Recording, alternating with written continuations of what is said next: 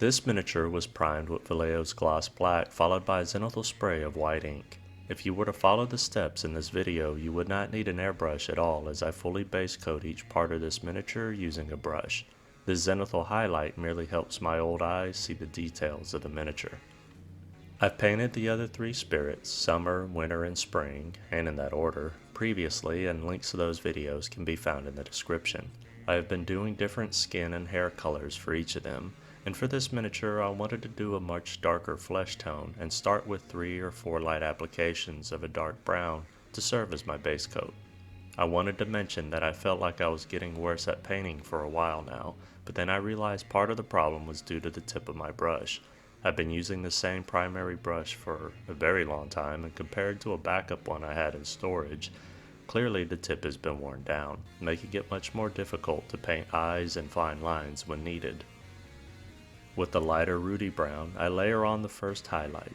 I do this through several light applications, taking my time to leave the darker brown around the borders of the face, in the eye sockets, around the nose, and under the cheeks.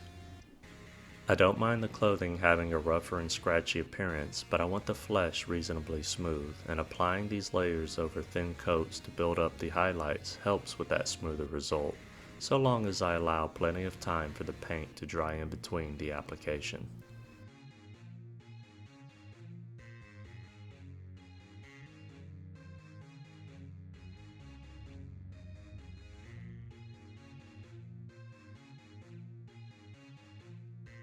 I return to my base coat color and thin it to a glaze, and lightly stipple it between the base and highlight to help blend the two tones together. I do this numerous times, I think around 5 applications, and again letting each one fully dry before applying the next. I want to avoid pulling up partially dried paint, as that would ruin the smooth skin in a hurry.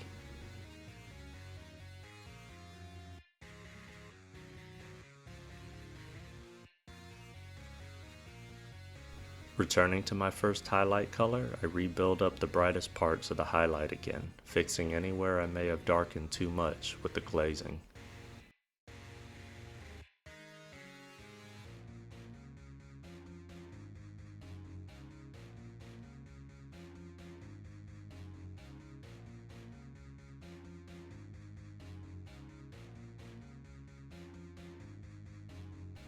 My second highlight color is then applied, and as per usual it's done over several light layers, covering a little less area each time. I take special care when painting the bridge of the nose and the humps of the nostrils to not completely cover the base coat and first highlight. Having the new brush with the finer tip made this easier to accomplish.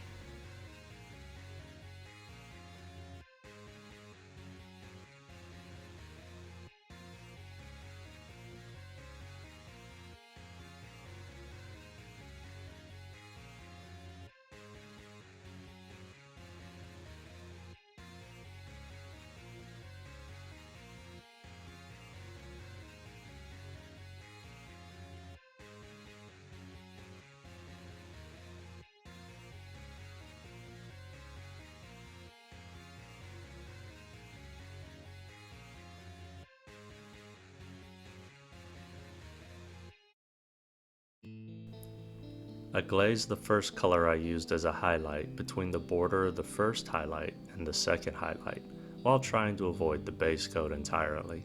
This glaze is a little more difficult to apply because of how little area I want this applied to. It doesn't go on perfect, but it's close enough to look decent. And if you guessed I'm coming back to apply the second highlight again to help fix any errant glazing, then you're absolutely right. Again, I reapply the second highlight, staying off of the area I just glazed, and keeping the paint thin to try avoid building up too stark of a transition to what is currently the brightest color. Even though I'm going back and forth between these steps and applying each one of them multiple times, painting the flesh on this miniature is going pretty quickly, considering it's only her face, neck, and hands.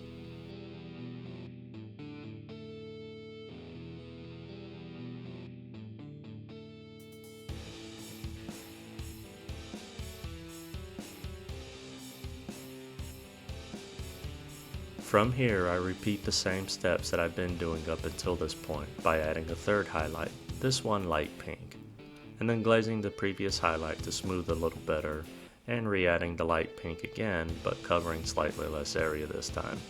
Each of these steps are done over several thin applications.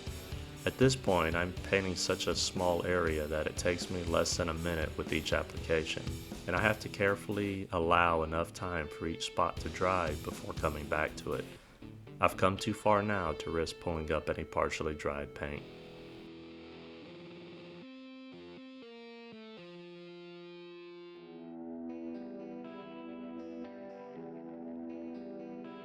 Finally, I glaze a little magenta under the cheeks to add a little more rootiness to her face, before moving on from the flesh.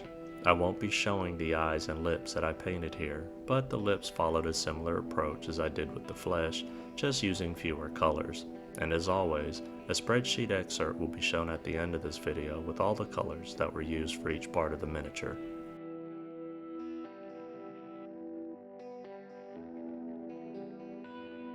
Moving on to the robes, I wanted a reddish brown, but I didn't want it to blend in too much with the face. Simultaneously, I wanted to limit the colors that I'd be putting on my palette, so for the most part, I just combined the browns that I already had on it.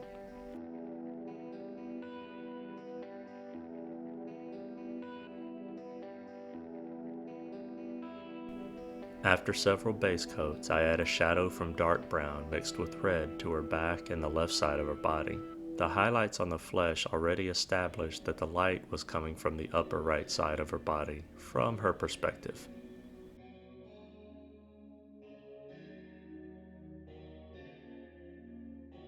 I then add a darker shadow to the deeper parts of her back and lower left.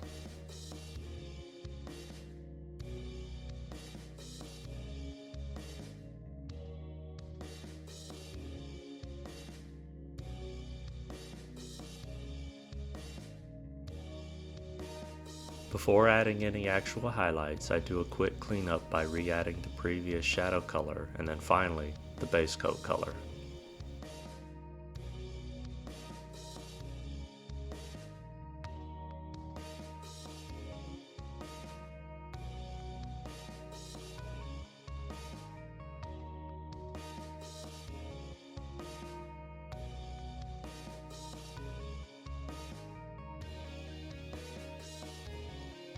Mixing red with the lighter brown will help keep the robes a tone that stands apart from the flesh while lending more of an autumn feel, and this I apply to the upper parts of the robes on the side that will receive direct light. The light is coming from pretty close to the perspective that I'm currently holding the miniature. In these highlights I try to apply in thin, scratchy lines.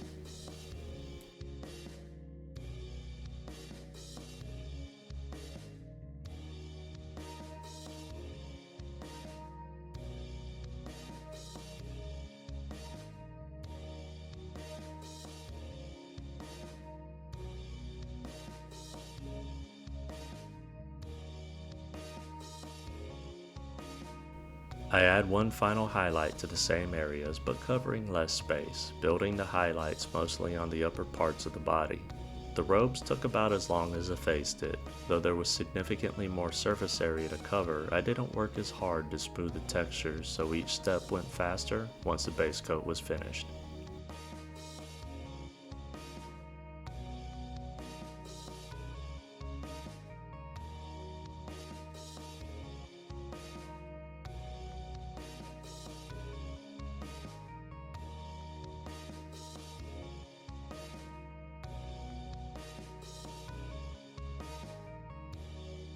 I move on to the hair next, base coating it black.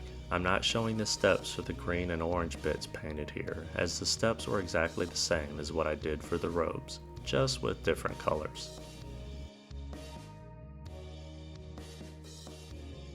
The first highlight for the hair was a very dark brown, and I built this up over about 75% of her curly locks, focusing on keeping the bottom and recesses of the curls dark.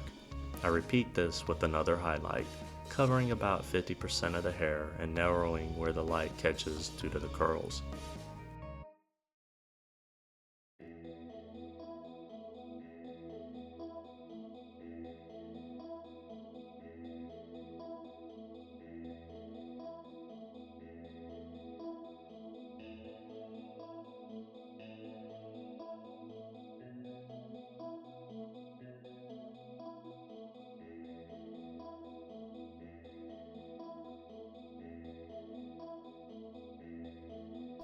I repeat the same steps again, but now covering even less area and only where the light source is able to reach.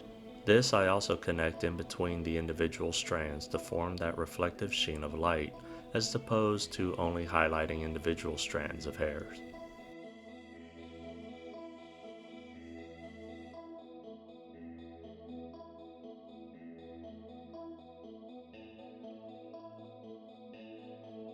I finished the hair with just a touch of the previous color mixed with light gray to give the brightest bit of reflection in spots I think the light would reflect the strongest from.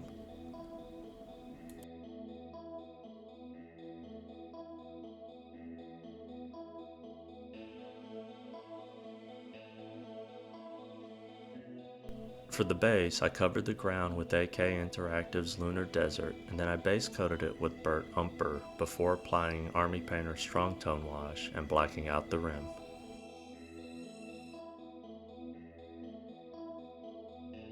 Once everything was dry, I applied anti-shine matte varnish to remove the glossy residue that the strong tone created, as I wanted the ground to appear dry, since that's where she picked the leaves up to form her headdress. Once the varnish was dry, I applied PVA glue around the base in small droplets, and then with a water-moistened cheap brush, I spread the glue around the base before sprinkling on some dried earthy flocking. I then attached some of Army Painter's Wasteland tufts and waited for everything to set.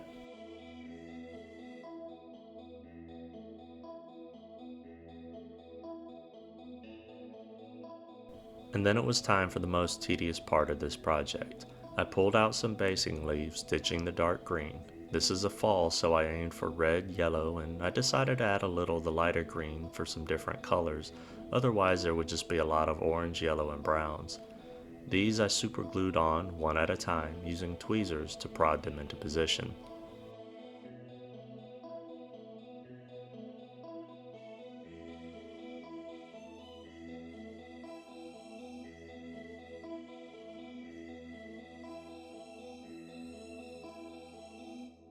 I then applied Army Painter's Strong Tone to the tufts and the green leaves to make them look like they're a bit dingier and dying, and after they dry, I added the same anti-shine matte varnish on them to remove the glossiness and make them look dry. I then get to call it a night.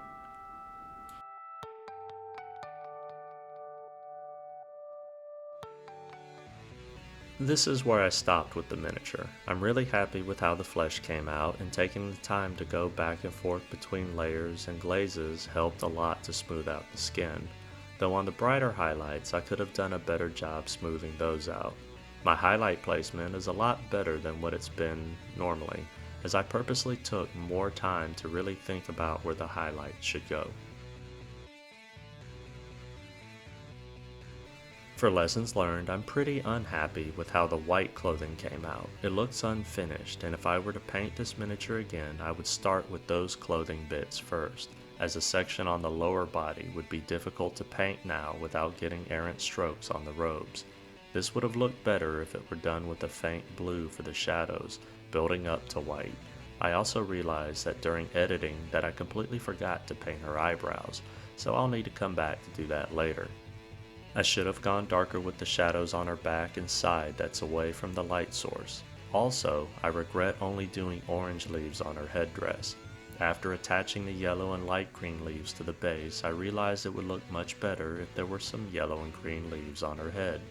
Planning the base in full prior to painting would have helped me realize that ahead of time, so taking the base into account before I start working in the future will be something I do going forward. Finally, I need to check the condition of my finer highlight brush periodically. I'm going to try to remain cognizant of only using it for fine highlights and scratches, and continue using my old brush as the workhorse for base coats and the juicier initial highlights. And that'll bring this video to its end. I hope you learned something or were inspired to start or expand your own collection of spirits for the seasons. If you have any questions, feel free to ask, and if you like the content of this video and would like to see more, you can support the channel by liking, commenting, sharing, and subscribing. I'm Jim with Working with Miniatures. I'm truly grateful for your time, and I bid you a fond farewell. Until the next video.